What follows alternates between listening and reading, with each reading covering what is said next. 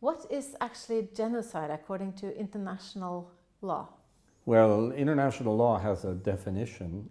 It's in Article 2 of the United Nations Genocide Convention that is pretty universally accepted now. It was adopted by the UN General Assembly in December of 1948.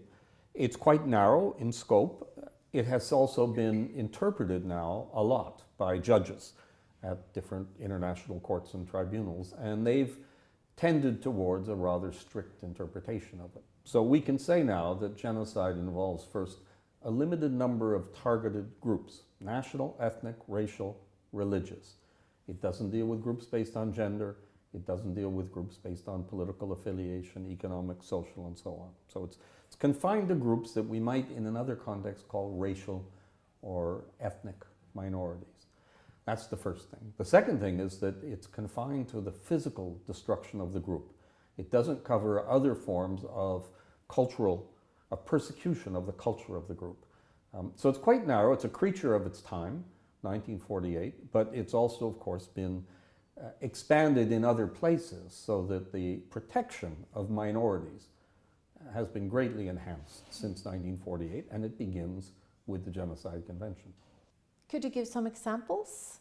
The classic examples drawn from the 20th century are the first great one is the genocide of the Armenians in 1915 by the Ottoman Empire, the genocide of the Jews during the Second World War, and the genocide of the Rwandan Tutsi in 1994.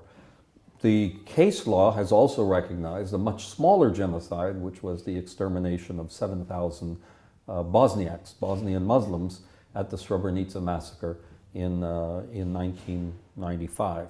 But it's more of an exception to the rule whereby the genocides involve huge numbers, 1 million or more, in these three classic cases. Mm-hmm. So those are the classic cases. The rest are all being debated. They're all subject to debate.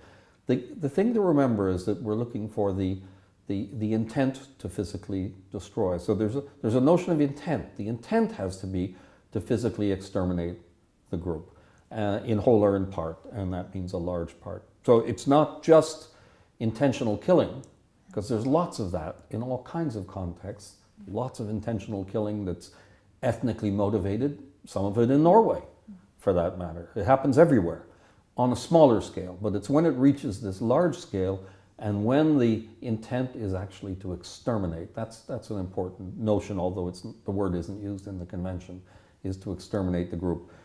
I'm trying to reflect what has emerged from the case law, from the judicial decisions on it. It's confined to that. It's narrow, so there aren't that many examples, which is not a bad thing in a way.